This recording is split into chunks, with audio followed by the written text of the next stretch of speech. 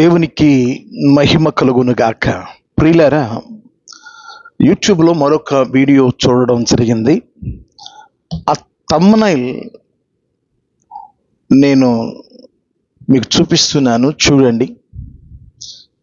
ఈ థంబ్నెయిల్ చూచినప్పుడు వారు ముస్లిం అయినా, క్రిస్టియన్ అయినా, హిందూ అయినా ఛేదరించుకుంటారు ఆ థంబ్నెయిల్ని. అందులో ఏముంది? అందరూ చూస్తుండగా తల్లిని రేప్ చేసిన కొడుకు. ఈ వ్యక్తి మీకు ఎక్కడ కనబడితే అక్కడ నిలదీసి అడగండి.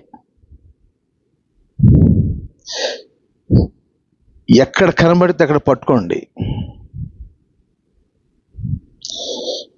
అందరూ చూస్తుండగా తల్లిని రేపు చేసిన కొడుకు. పైగా కింద బైబిలులో ఇంత చండాలమా? ఈ వ్యక్తిని ఏం చేయాలి అంటే, బైబిల్ను ఇతడు లోకానికి ఏమని తెలియజేస్తున్నాడంటే, దీనిని బట్టి మనకు అర్థమవుతుంది ఇతనిలో ఉన్న పాదరసపు పగ. పొయ్యి ఉడికినట్టుగా ఉడుకుతుంది తన హృదయం. పగ, ద్వేషం. బైబిల్ ఎవరు బోధిస్తే బాగుంటుందంటే, బైబిల్ కొరకు దేవుడు ఏర్పరచుకున్న దైవజనులు బోధిస్తే బాగుంటుంది. ఒకప్పుడు నేను మాజీ పాస్టర్ని అని ఈ బైబిల్కు వ్యతిరేకంగా బోధిస్తూ పొద్దున్న లేస్తే సాయంత్రం వరకు బైబిల్కి విరోధమైన మాటలు. నేను ఆ టాపిక్లోకి వెళ్ళక మునుపు కొన్ని మాటలు మీకు చెప్పాలని నేను ఆశిస్తున్నాను. ప్రసంగి గ్రంథం 5వ అధ్యాయం మొదటి 2 వాక్యాలు. నీవు దేవుని మందిరమునకు పోవునప్పుడు నీ ప్రవర్తన జాగ్రత్తగా చూచుకొనుము. భక్తిహీనులు అర్పించినట్లుగా బలి అర్పించుట కంటే సమీపించి ఆలకించుట శ్రేష్టము. వారు తెలియకయే దుర్మార్గపు పనులు చేయుదురు. నీవు దేవుని సన్నిధిని అనాలోచనగా పలుకుటకు నీ హృదయమును త్వరపడనీయక నీ నోటిని కాచుకొనుము. దేవుడు ఆకాశమందున్నాడు, నీవు భూమి యందున్నావు, కావున నీ మాటలు కొద్దిగా ఉండవలెను. మనము దేవుని గురించి మాట్లాడేటప్పుడు ఒక క్రమము ఇక్కడ రాయబడి ఉన్నది. బలి అర్పించుట కంటే దేవుని మాటలు వినుట శ్రేష్టము. దేవుడు ఆకాశమందున్నాడు, నీవు భూమి మీద ఉన్నావు, నీ మాటలు కొద్దిగా ఉండాలి, కొంచెంగా ఉండాలి నీ మాటలు. ఎందుకు అలా కొద్దిగా ఉండాలి అంటే, మన మాటలు కొద్దిగా ఎందుకు ఉండాలంటే, మనం దేవునికి విపరీతమైన మాటలు మాట్లాడితే మన జీవిత ఆయుష్ కొద్దిగా మారిపోతుంది. దేవునికి విపరీతమైన మాటలు మనం ఆయన గురించి మాట్లాడితే ఏం జరుగుద్ది? దేవునికి విరోధంగా ఎవరైనా మాట్లాడితే ఏం జరుగుతుంది?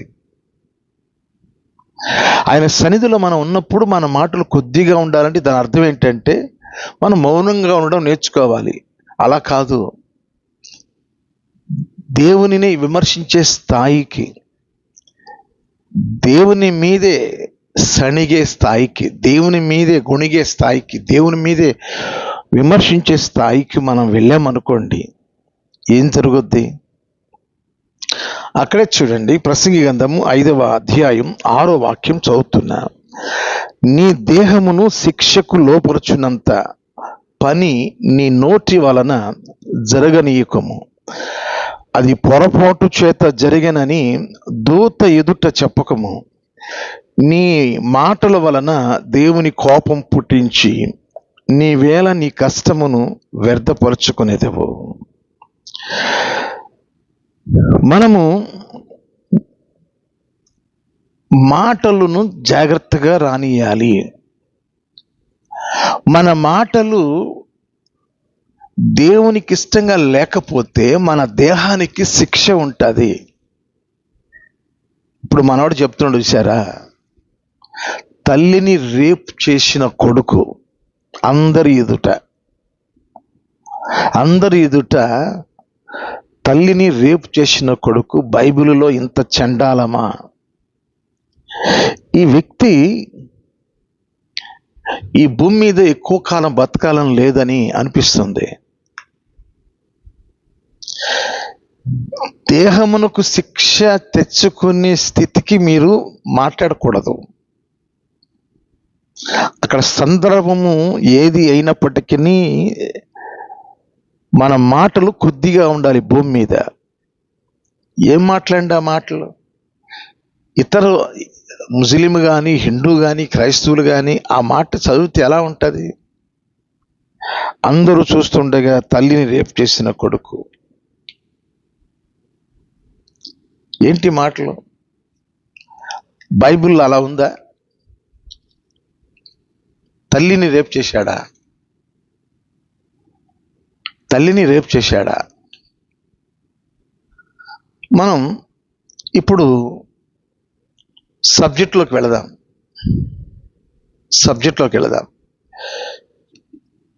ఈ సత్యబాబు ఎవరిని గురించి చెప్తున్నా అంటే అబ్షాలోము గురించి చెప్తున్నాడు. అబ్షాలోము యొక్క తల్లి ఎవరు అనేది చెప్తున్నా మీకు నేను. అబ్షాలోము యొక్క తల్లి ఎవరంటే దినవృత్తాంతముల మొదటి గ్రంథం 3వ అధ్యాయం 2వ వాక్యంలో ఉంది. గెషూరు రాజైన తల్మయి కుమార్తె అయిన మయాకాకు పుట్టిన అబ్షాలోము 3వ వాడు. ప్రియులారా, దావీదు మహారాజు గారికి 7 భార్యలు ఉన్నారు. ఈ 7 భార్యలో 3వ భార్య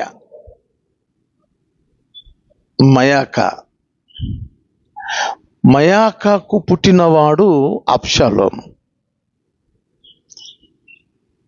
తల్లిని రేప్ చేసిన కొడుకు ఎవరు అంటే అబ్షాలోము అని ఇప్పుడు తను మాట్లాడిన ఆ వీడియోలో మీరు చూడొచ్చు. తల్లి ఎవరు? ప్రతి వ్యక్తికి తల్లి ఒకటే. స్త్రీకి కానీ పురుషునికి కానీ తల్లి ఒకటే. తండ్రికి ఇప్పుడు నేను ఇక్కడ 7 భార్యలు ఉన్నారు, ఉపపత్తులు కూడా ఉన్నారు. 7 భార్యలు పేర్లు ఉన్నాయి ఇక్కడ. మీరు దినవృత్తాంతముల మొదటి గ్రంథం 3వ అధ్యాయం మొదటి 7 వాక్యాల్లో 7 భార్యలను ఆయన చేసుకున్నాడు. ఆ పేర్లు, వారికి పుట్టిన పిల్లలు పేర్లు అక్కడ ఉన్నాయి. మయాక అనే ఆమె కుమారుడు అబ్షాలోము. ఇప్పుడు అబ్షాలోము తల్లి ఎవరు అంటే మయాకను ఇప్పుడు రేప్ చేశాడు కొడుకు. అబ్షాలోము ఎప్పుడు రేప్ చేశాడు?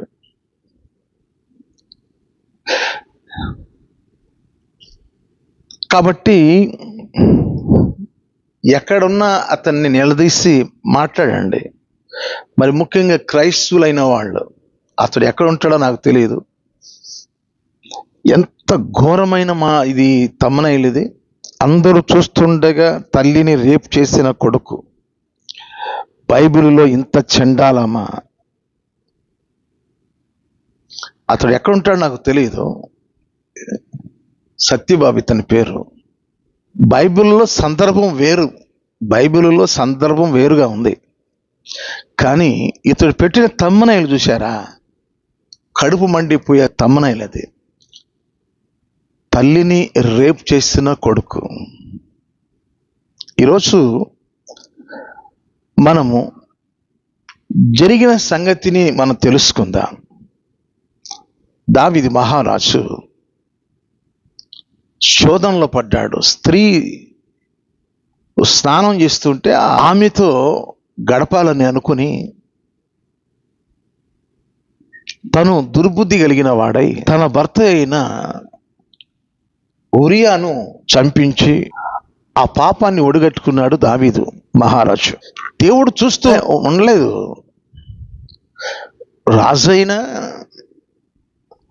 రాజు తప్పు చేస్తే చూస్తూ ఉండేవాడు కాదు. బైబిల్ దేవుడు కఠినంగా శిక్ష వేస్తాడు.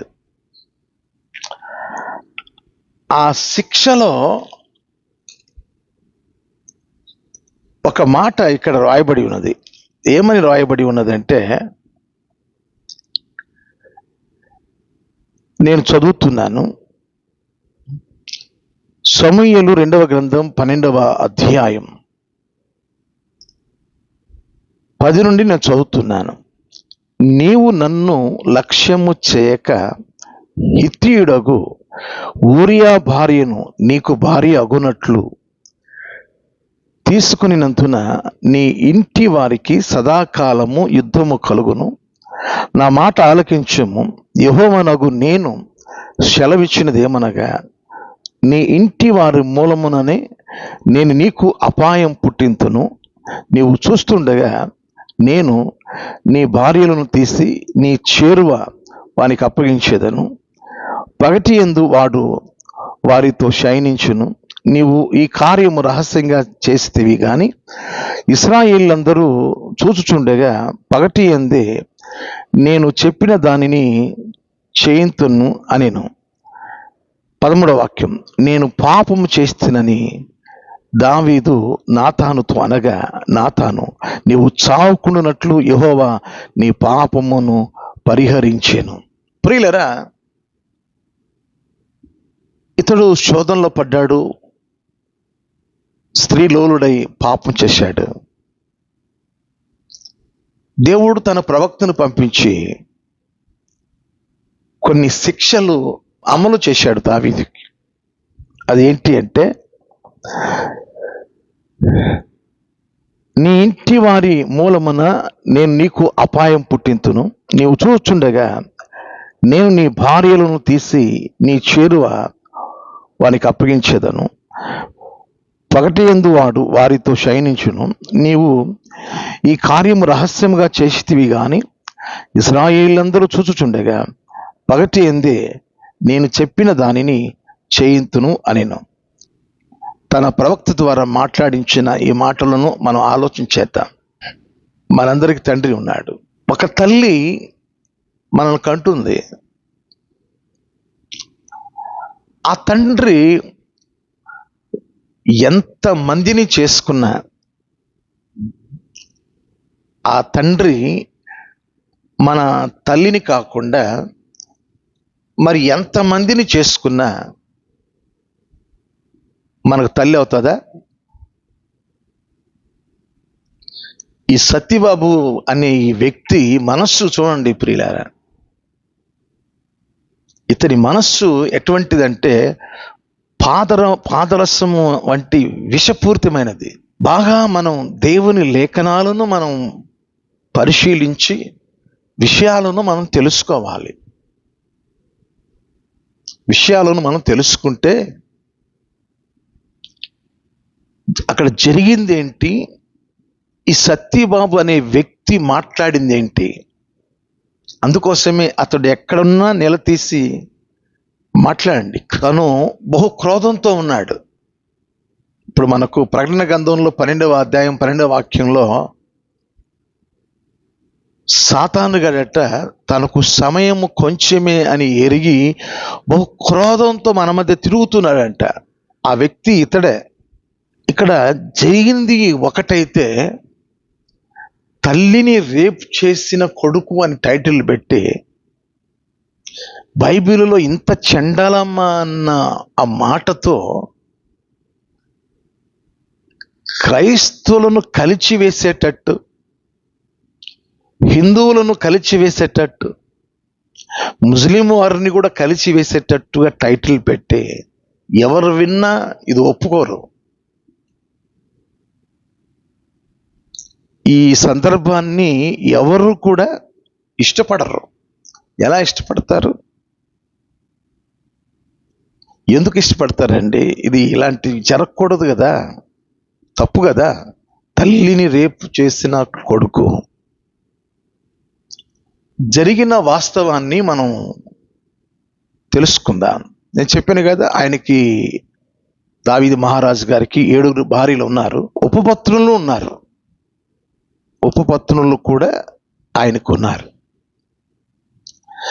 అంటే జరిగిన విషయాలను మనం లేఖనాలలోకి వెళ్ళి మనము చదువుకున్నప్పుడు ఆ విషయాలు మనకు చాలా స్పష్టంగా మనకు బోధపడతాయి. ఆ విషయాలు మనము చదవకపోతే అతడు చెప్పింది వేదం అవుతుంది. సత్యబాబు అనే వ్యక్తి చెప్పిన మాటే వేదవాక్కు అవుతుంది. చదవాలి.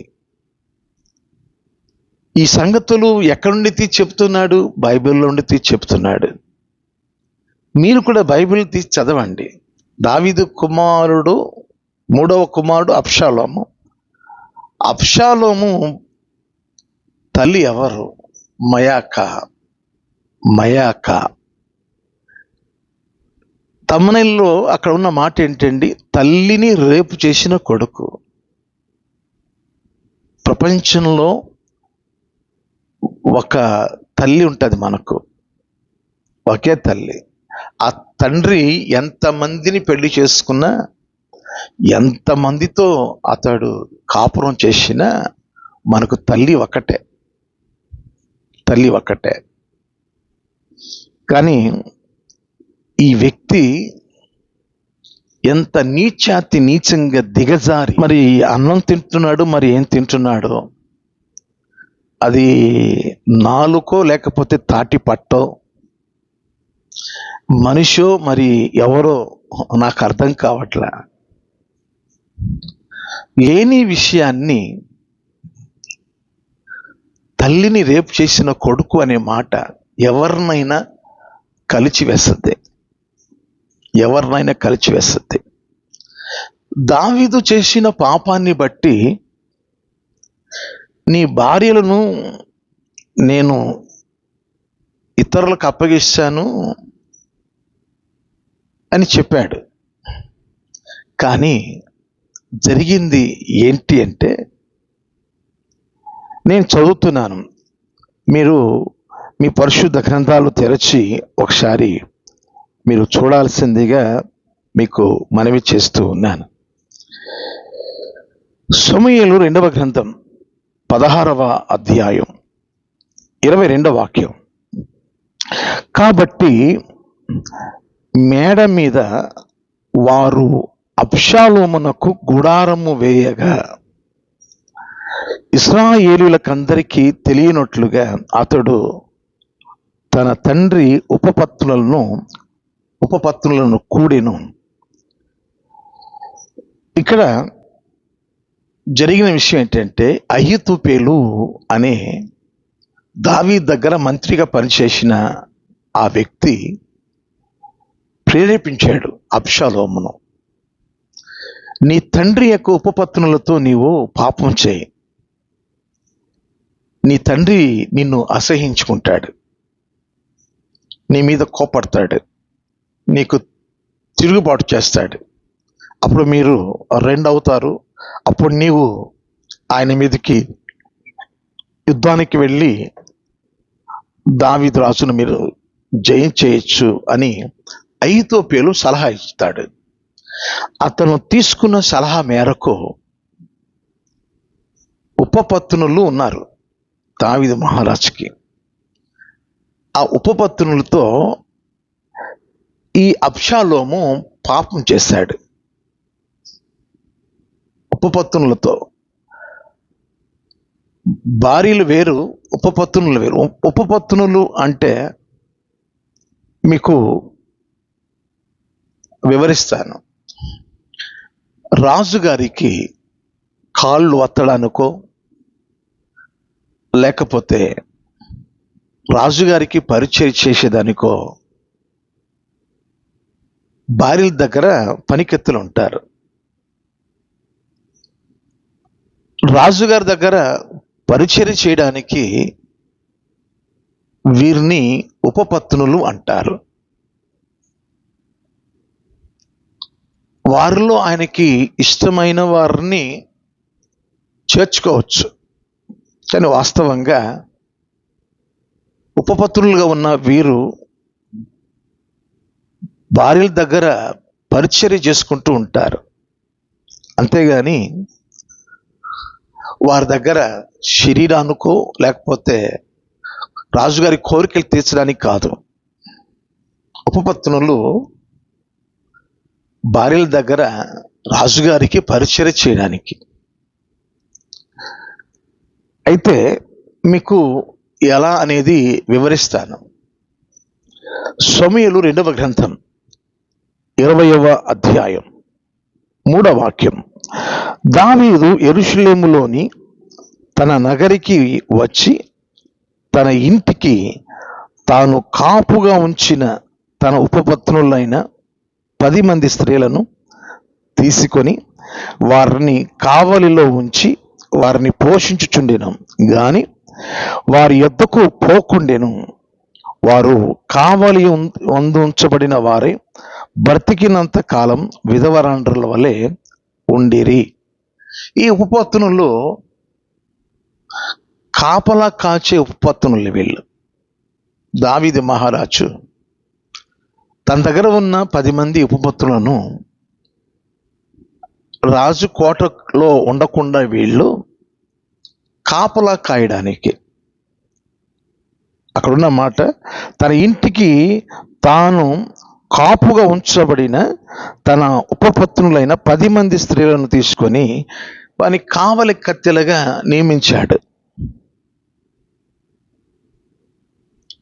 అబ్షాలోము ఎవరితో పాపం చేశాడంటే కావలిగా ఉంచిన వీరితో చేశాడు. దావీదు రాజు వీరిని అసలు ముట్టుకోలే, వీరితో పాపం చేయలేదు. మన ఈ సత్యబాబు అనే ఈ వ్యక్తి